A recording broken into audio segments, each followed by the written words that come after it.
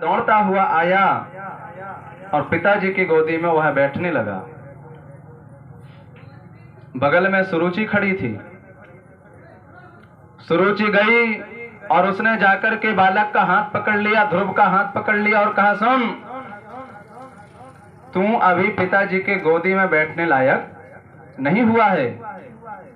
यदि तुझे पिताजी की गोदी में बैठना है तो तपसा आराध्य पुरुषम तस्सेव अनुग्रहण में गर्भे त्वाम साध्यात्माना यदि इच्छसि न आसनम। पिताजी की गोदी में बैठना है तो जा, पहले तू वन में जा, वन में जाकर के तू भगवान का भजन कर, और जब भगवान प्रसन्न हो जाएंगे और प्रसन्न होकर के तुझे वर देंगे और तेरा जो जन्म है मेरे उदर से होगा, तब जाकर के तुझे पिताजी की गोदी में बैठने को मिलेगा। इस वाक्य से मानो भक्त और भगवान दोनों का अपमान हो गया, क्योंकि यह अपने उदर को भगवान से भी बड़ा बता रही है कि जब भगवान वर देंगे, मेरे द्वारा जन्म होगा, तब जाकर के बैठने को मिलेगा। रोता हुआ ध्रुव अपनी माँ के पास में आया, सुनीति के पास में आया। सुनीति ने रोने का कारण पूछा, दास दासियों ने आकर के कारण बता दिया, और सुनीति ने विचार किया कि यह छोटा सा बालक है, बालकों को जैसा पढ़ा दिया जाता है, जैसा बता दिया जाता है, बालक वैसे ही आचरण करने लगते हैं। एक माता पिता छोटे से बालक को लेकर के यदि मंदिर में आते हैं तो पहले दिन बालक पूछता है कि ये कौन है, लेकिन जब माता पिता बताते हैं कि ये भगवान हैं, इनको ऐसे प्रणाम किया जाता है, और जब दूसरे दिन लेकर के आएंगे तो माता पिता पीछे रह जाते हैं और बालक पहले ही आकर के भगवान को प्रणाम करने लगते हैं। तो बालकों को जैसे पढ़ा दिया जाए। एक कुम्हार मिट्टी को चाहे जो कुछ भी रूप दे दे, कुम्हार चाहे तो उसी मिट्टी से घड़ा बना दे, घड़ा में रखा पानी भी शीतल रहे, बढ़िया ठंडा रहे, और पीने वाला भी बढ़िया शीतल रहे। और कुम्हार चाहे तो उसी मिट्टी से चलम बना दे, चलम भी गर्म रहे और उसे पीने वाला भी गर्म रहे। कुम्हार मिट्टी से कुछ भी रूप दे सकता है, कुछ भी बना सकता है, लेकिन एक दिन एक बार बना दे और बनाने के बाद में सोचे कि इसे मिटा करके फिर मैं कुछ और बना दूं, तो संभव हो पाता है क्या? एक बार बन गया सो बन गया। ठीक इसी उसी मिट्टी, कुम्हार की मिट्टी के समान बालक हुआ करते हैं, चाहे जिस तरफ मोड़ दो। इसलिए माता सुनीति कहने लगी कि बेटा, सत्यम सुरुच्या भी हतम भवान में यद दुर्भगाया उदरे ग्रहित। कहा, उसने बिल्कुल ठीक कहा है, तेरा दुर्भाग्य ही है, तेरा दुर्भाग्य ही है जो तेरा जन्म मेरे उदर से हुआ है। अच्छा देखो, ऐसे समझाने वाली आज के समय में ज्यादा माताएं नहीं मिलती।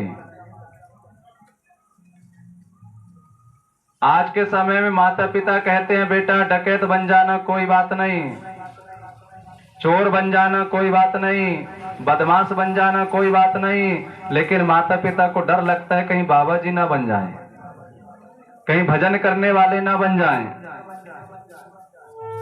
लेकिन सुनीति समझा रही है, ज्योत से ज्योत जलाते चलो, ज्योत से ज्योत जलाते चलो, हर बच्चे को सिखाते चलो, ज्योत से ज्योत जलाते चलो, ज्योत से ज्योत जलाते चलो, हर बच्चे को सिखाते चलो।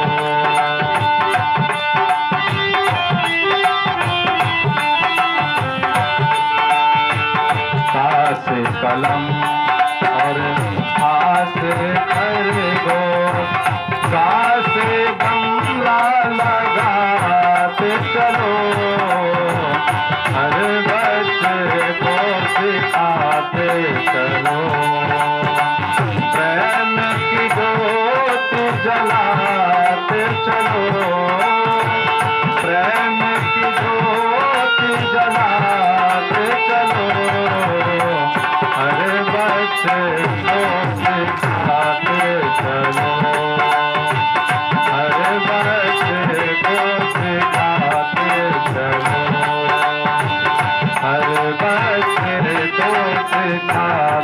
चलो।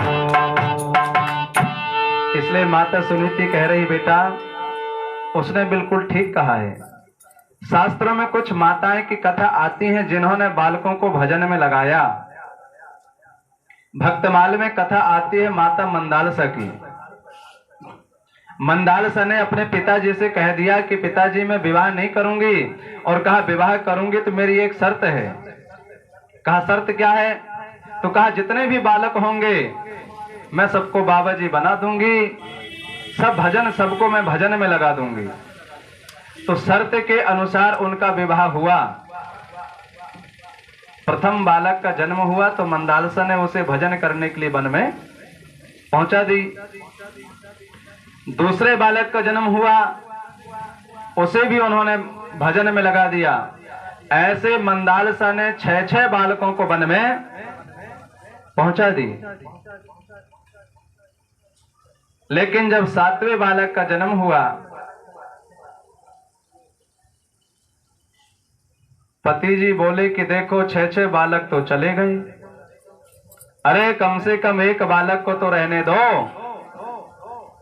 मंदालसा बोली ठीक है, यदि यह बालक घर में रहे तो हम और आप वन में चलें। तो कहा ठीक है हम और आप चलें, लेकिन यह बालक घर में रहे।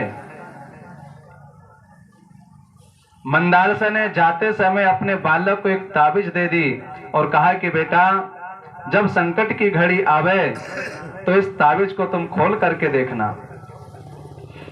कहकर के वह पति को संग में लेकर के वन की तरफ चली गई। आज उनको वन में अपने बालक दिखाई दिए।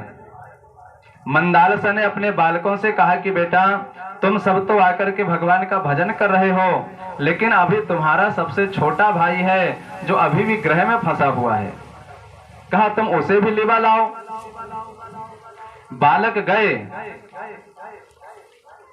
और उन्होंने अपने सबसे छोटे भाई को समझाने का प्रयास किया, संसार की असारता बताने का प्रयास किया। लेकिन जो व्यक्ति फंस जाए एक बार ग्रह में तो कहते हैं बस थोड़े दिन और ये काम और हो जाए, बस फिर तो हमको भजन ही करना और कुछ नहीं। फिर वो काम हो गया, बस ये काम और रह गया, इतना और हो जाए तो फिर तो भजन ही करना है। लेकिन जो फंस गए हैं फिर उनको काम से बिल्कुल फुर्सत नहीं मिलती। इसलिए भाइयों ने बहुत समझाया लेकिन वो नहीं माना। तब इन्होंने क्या किया कि अपने मामा को भी जाकर के लोभ दिया और उस लोभ में उन्होंने अपने भांजे के ऊपर चढ़ाई कर दिया। इस संकट की घड़ी में उसने मां के द्वारा दी गई ताबीज को खोल करके देखा, उसमें लिखा हुआ था शुद्धोसी बुद्धोसी निरंजनोसी संसार माया तज स्वप्न रूपम मंदालसा वाक्य मुवाच पुत्रम। कहा बेटा यह जो आत्मा है शुद्ध है, बुद्ध है, निरंजन है, संसार माया को स्वप्न की तरह त्याग दे और वन में आकर के भगवान का भजन कर। उसे भी वैराग्य हो गया और वह भी वन में जाकर के भगवान का भजन करने लगा। तो मंदालसा स्वयं तरी, अपने पति को बालकों को तारी। ऐसी श्री मंदालसा राम भगत सिरताज पति सुत तारण भवयुधि आप ही भई जहाज। पति को तारी, बालकों को तारी, स्वयं भी तरी। मानस में कथा आती है माता सुमित्रा की, जिसने बालक को वन में पहुंचाई केवल भगवान के लिए। जब राम जी को वनवास हो गया, जब वो चलने की तैयारी करने लगे, लक्ष्मण जी को पता चला। लक्ष्मण जी ने कहा भैया आप वन में जा रहे हो तो मैं भी आपके साथ में चलूंगा। राम जी ने कहा नहीं लक्ष्मण,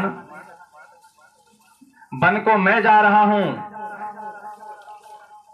और भरत और शत्रुघ्न पहले से ही ननिहाल में हैं। अब यहां कौन रखा है? माता पिता की और गुरुजनों की सेवा कौन करेगा? लक्ष्मण जी ने कहा भैया मैं किसी को नहीं जानता, मैं किसी को नहीं पहचानता। गुरु पे तुमात ना जानहु काहू, गुरु पे तुमात ना, गुरु पे तुमात ना जानहु काहू, गुरु पे तुमात ना कहा हो सुभाग, नाथ सत्या हूँ, कहा हो सुभाग, नाथ सत्या हूँ, गुरु पे तुमात ना जानहि काहू। कहा भैया मैं किसी को नहीं जानता, न मैं गुरु को जानूं, न मैं माता पिता को जानूं। अब आप कहोगे कैसा लक्ष्मण है जो किसी को नहीं जानता? चार भाई हैं, चारों का धर्म अलग अलग है। भगवान राम, इनका धर्म है सामान्य धर्म। सामान्य धर्म मतलब हमारा यदि गृहस्थ में जन्म हुआ है तो जिनके साथ में जैसा जैसा व्यवहार है वैसा वैसा व्यवहार करना पड़ता है। लेकिन लक्ष्मण जी का धर्म है विशेष धर्म। लक्ष्मण जी एकमात्र भगवान को छोड़ करके दुनिया में वो किसी को ना मानते हैं और ना वो किसी को जानते हैं। जब चित्रकूट में भरत जी मिलने के लिए आ रहे थे, लक्ष्मण जी ने सोचा कि लगता है कि पद पाकर के इनको मद हो गया है, और सोचे होंगे कि वहां तो वो बिना अस्त्र शस्त्र के साथ में जंगल में भटक रहे हैं, मारने में आसानी होगी, शायद इस कारण से आ रहे हैं। लक्ष्मण जी ने तुरंत शपथ कर लिया, आज मैं, जबकि भाई ही हैं, कहा आज भरत जीवित यहां से लौट करके वापस नहीं जाएगा। जो सत शंकर करहि सहाई, तोरण मारो राम दुहाई। कहा आज जीवित नहीं जाएगा, हजार शंकर भी आएंगे तो भी मैं आज भरत को छोड़ूंगा नहीं। तो लक्ष्मण जी महाराज एकमात्र भगवान को छोड़ करके किसी को नहीं मानते। विशेष धर्म है। भरत जी का धर्म विशेषतम धर्म है। ये केवल यह सोचते हैं कि भगवान की प्रसन्नता जिस वस्तु में है उसी में हमारी प्रसन्नता है। इसलिए जब भरत जी महाराज चित्रकूट में लेवाने के लिए आए, राम जी ने कह दिया कि भरत, तू यदि कहेगा कि मुझे वापस अवध में चलना पड़ेगा तो मैं अवश्य चलूंगा, लेकिन कहा भरत, जितनी प्रसन्नता मुझे इस वन में है, मुझे अवध में वह प्रसन्नता नहीं मिलेगी। फिर भी यदि तू कहेगा तो मैं अवश्य चलूंगा। भरत जी ने विचार किया कि जब मेरे भगवान अवध में प्रसन्नता पूर्वक नहीं रह पाएंगे तो इन्हें ले जाने से कोई फायदा नहीं है। इनकी प्रसन्नता यदि वन में ही है तो ये वन में ही रहें। भरत जी ने भी कह दिया कि भैया यदि ऐसी बात है तो कोई बात नहीं, लेकिन कहा इतना ध्यान रखना, 14 बरस बीतने के बाद एक दिन का भी विलंब हुआ तो समझ लेना कि फिर आपका यह भाई भरत जीवित नहीं रहेगा। और शत्रुघ्न जी का धर्म है विशेषतर धर्म। ये भगवान को भी नहीं मानते लेकिन भगवान के भक्त को मानते हैं। इसलिए शत्रुघ्न जी महाराज राम जी के पास में कभी नहीं रहे, लेकिन वो भरत जी को छोड़ करके कभी नहीं रहे। वो जानते हैं कि ये भगवान के भक्त हैं, इसलिए उन्हें छोड़ करके वो कहीं नहीं रहे। इसलिए भरत जी आज लक्ष्मण जी महाराज ने कह दिया कि भैया मैं माता पिता को नहीं जानता। राम जी बोले कि चलो ठीक है, तुम्हें चलना है? बोले हाँ मैं तो आपके साथ में चलूंगा, यदि आप बरबस मना करोगे कि नहीं जाना है, तो कहा एक बात जरूर ध्यान रखना, आपके पीछे पीछे इस लक्ष्मण का प्राण भी निकल करके आपके साथ साथ चल देगा। राम जी समझ गए मेरे बिना यह लक्ष्मण जीवित नहीं रहेगा, इसलिए राम जी बोले चलो ठीक है, जाओ जाकर पहले अपनी माँ से तो पूछ आओ। लक्ष्मण जी गए और राम जी ने विचार किया कि लक्ष्मण अभी कह रहा था मैं माता पिता को नहीं जानता, और मैंने कहा कि माता जी से पूछ आओ, तो पूछने के लिए चल दिया, मतलब जानता है। लक्ष्मण जी जब माँ के पास में गए और माँ से जाकर के पूछने लगे, मैया राम जी वन को जा रहे हैं, यदि आपकी आज्ञा हो तो मैं भी चला जाऊं। सुमित्रा ने एक सेकंड भी नहीं सोची और सुमित्रा जी कहने लगी, बेटा जब राम जी जा रहे हैं तो इस अवध में तेरा कोई काम नहीं है। मुझे तो यह लग रहा है कि और कोई कारण नहीं है, केवल वो वन में इसलिए जा रहे हैं ताकि तू निश्चिंत होकर के उनकी सेवा कर सके। पुत्रवती जुवती जग सोई, रघुपति भगति जास सुत होई। इसलिए जा और कभी भी 5 शत्रुओं के बस में मत रहना। काम क्रोध मम कामद मोह, काम क्रोध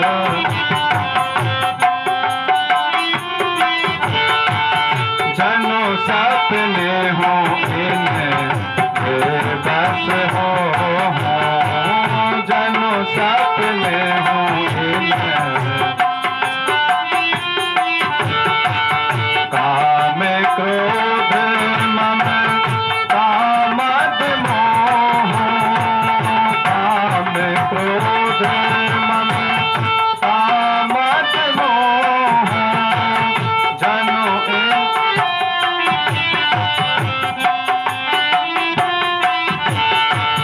जनो सपने हो इन्हें बस हो, जनो सपने हो इन्हें बस हो। कहा जाओ 5 शत्रु है, काम क्रोध ममता मद मोह, कभी भी इन शत्रुओं के बस में मत रहना और हमेशा भगवान की सेवा करते रहना। सुमित्रा ने लक्ष्मण जी को पहुंचा दी। और आज के समय में माता पिता सोचते हैं भले ही सब कुछ बन जाए, डॉक्टर बन जाए, इंजीनियर बन जाए, चोर बदमाश डाकू बन जाए, लेकिन डर लगता है कि कहीं बाबा जी ना बन जाए। एक छोटा सा बालक रोज सत्संग सुनने के लिए जाता, माता पिता ने सोचा रे कहीं ऐसा ना हो कि इसे वैराग्य हो जाए और कहीं यह बाबा जी ना बन जाए, तो जल्दी से उसका विवाह करवा दिए। और जब विवाह हो गया, घर में जब बहू आई तो माता पिता ने कहा कि बेटा इसे 2 मिनट के लिए भी मत जाने देना, घर से बाहर बिल्कुल मत जाने देना। तो जब से सज्जन का विवाह हुआ 2 मिनट के लिए घर से बाहर नहीं जाते।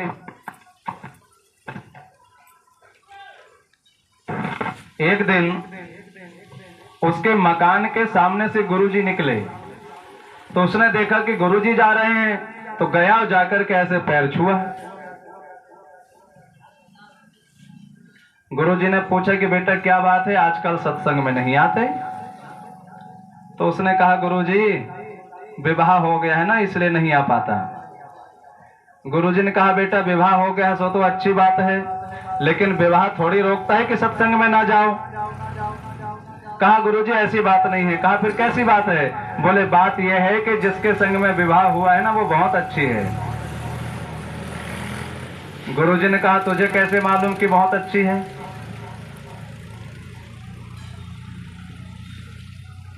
कभी परीक्षा किया है? बोले नहीं परीक्षा तो नहीं किया। तो गुरुजी बोले एक बार जरा बेटा तू परीक्षा भी करके देख ले। कहा कैसे परीक्षा करूं? तो गुरुजी ने कहा कि मैंने तुझे प्राणायाम सिखाया है।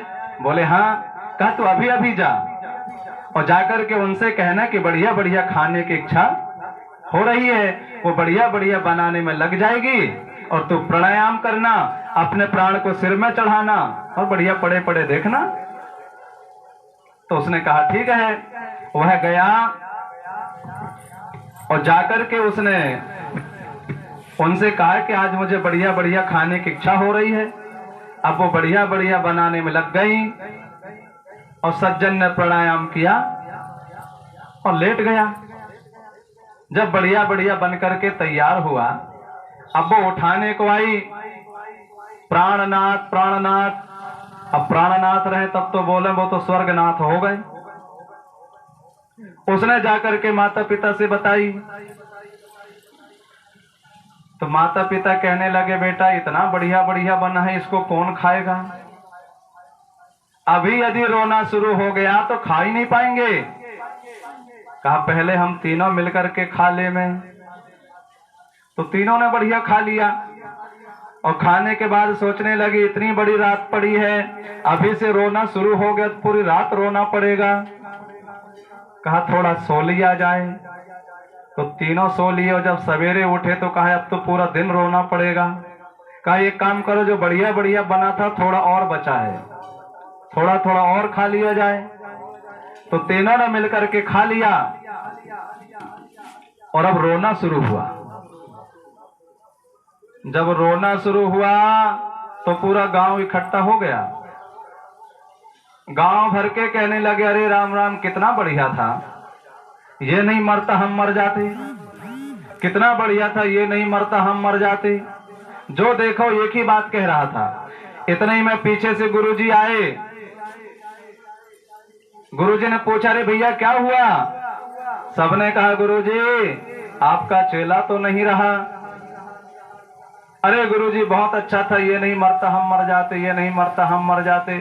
गुरुजी बोले अच्छा।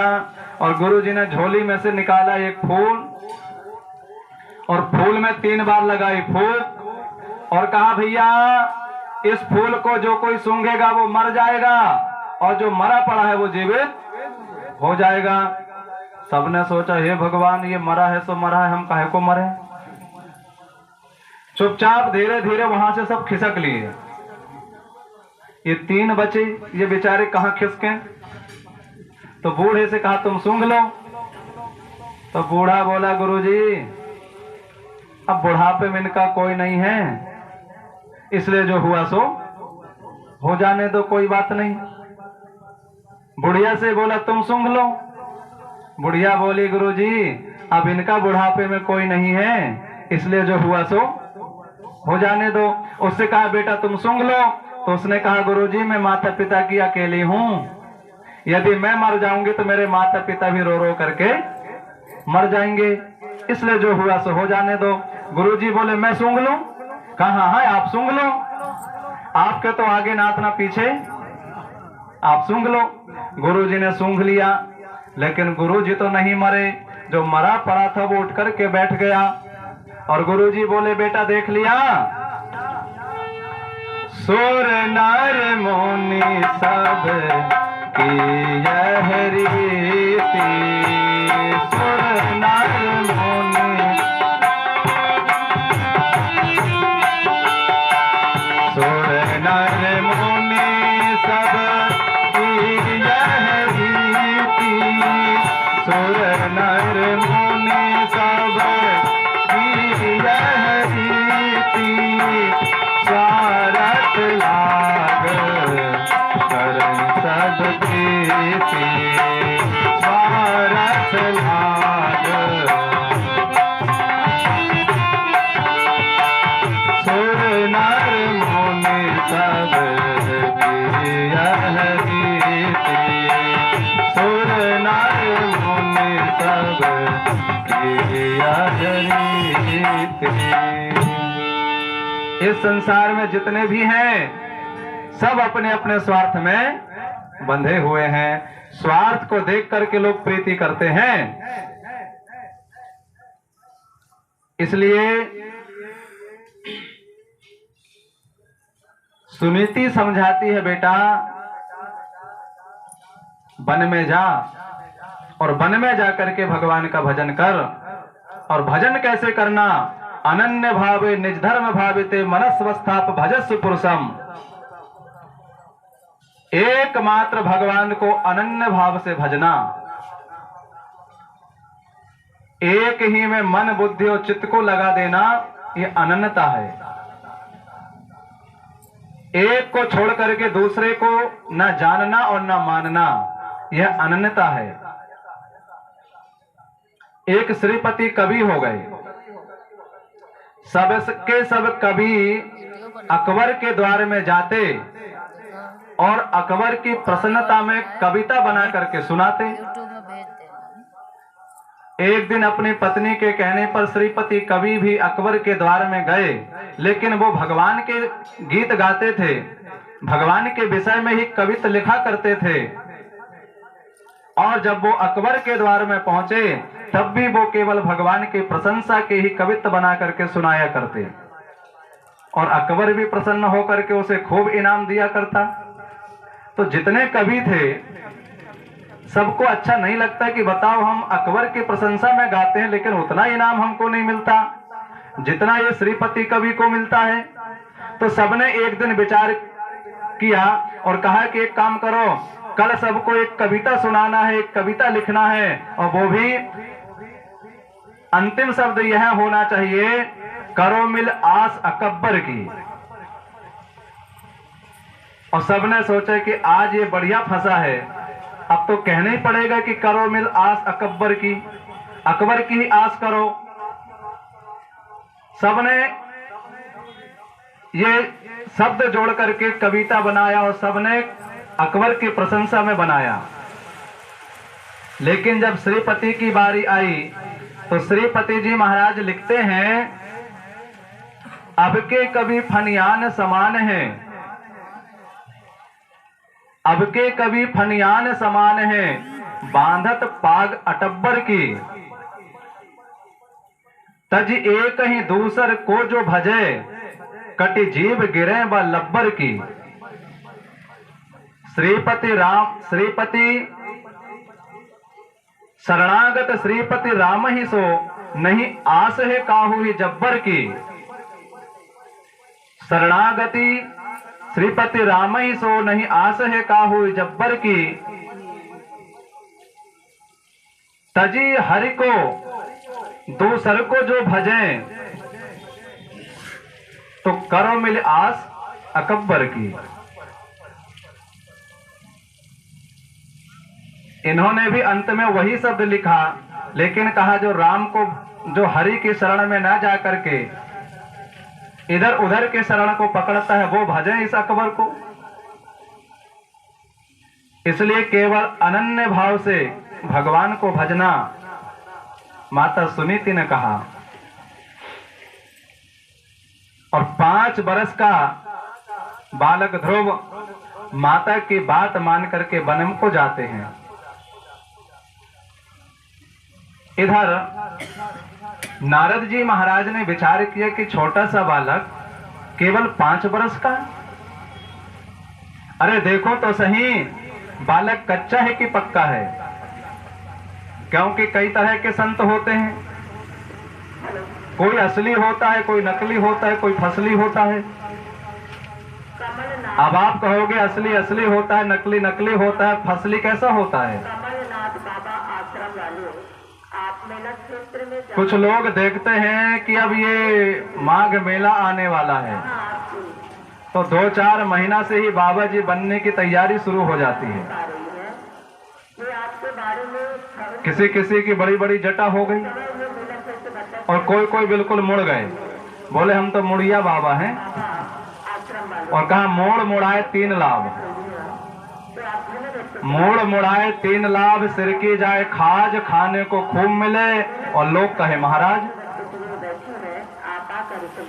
अब यहाँ आएंगे तो खूब खाने को मिलेगा, साथ में दक्षिणा भी मिलेगी।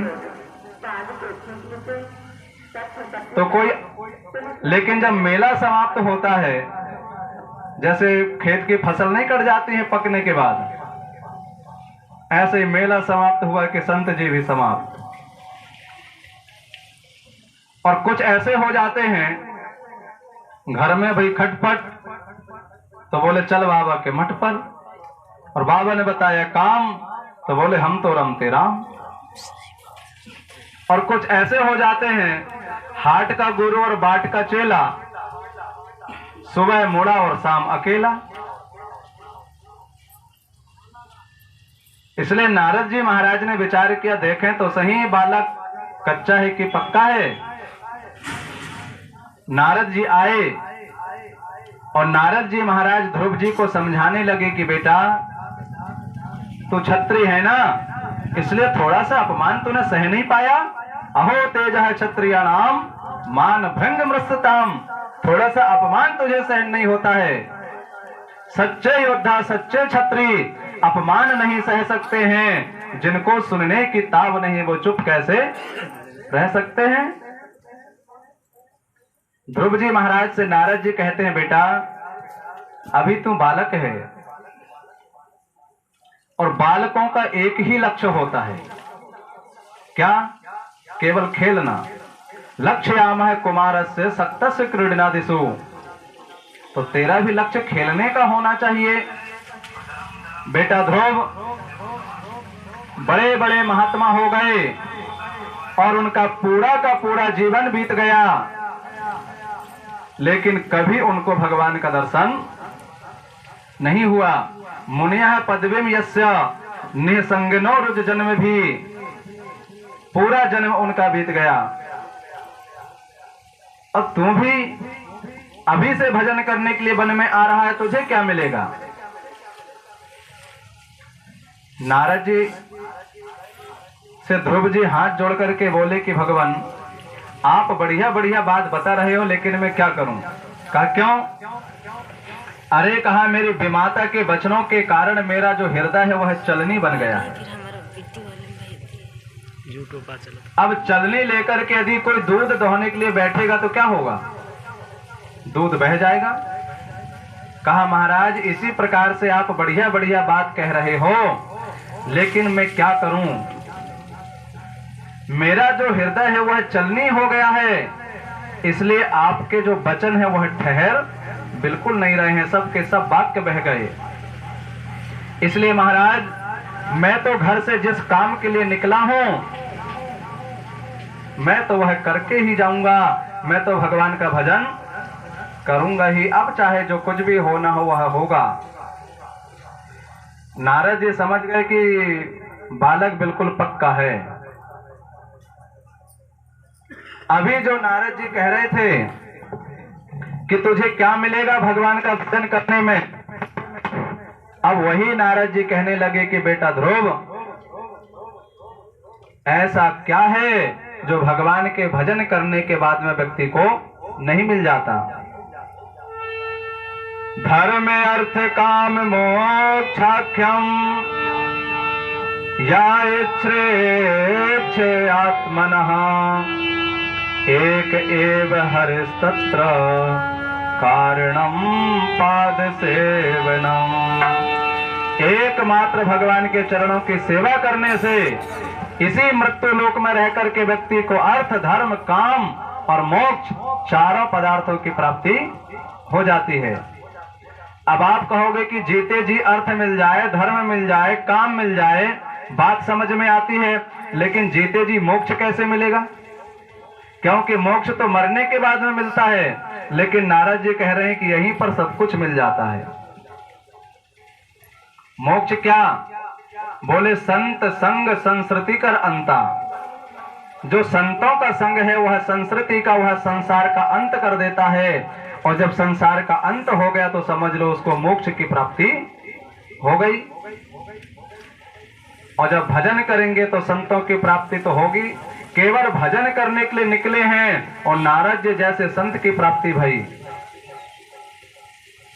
इसलिए नारद जी कह रहे हैं बेटा एकमात्र भगवान के चरणों की सेवा करने वाले को अर्थ धर्म काम और मोक्ष चारों पदार्थों की प्राप्ति हो जाया करती है। चार पदार्थ है जग माही भाग्य बिना कोई पावत नाही,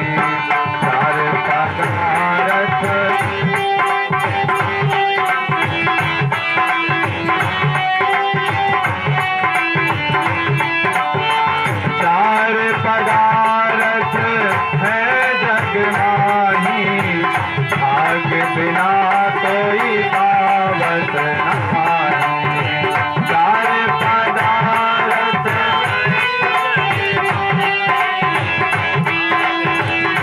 कोई पावत नाही।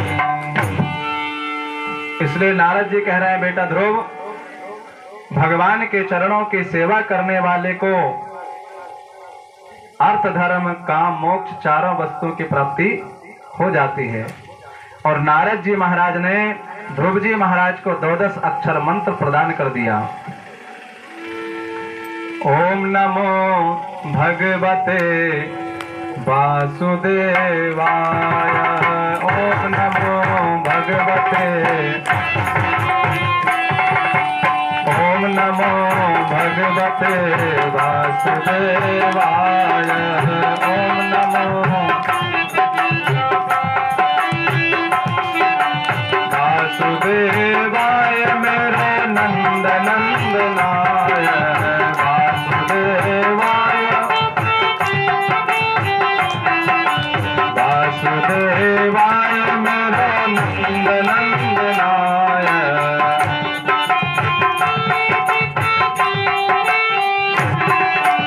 ओम नमो भगवते वासुदेवाय, ओम नमो भगवते वासुदेवाय मेरे गिरवर धराय, वासुदेवाय, वासुदेवाय मेरे गिरवर धराय, वासुदेवाय, ओम नमो भगवते वासुदेवाय,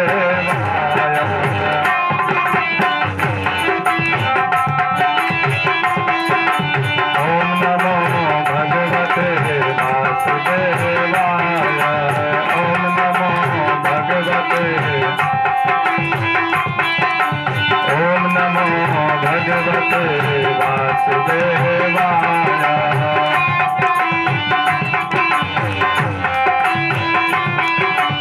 ओम नमो भगवते वासुदेवाय,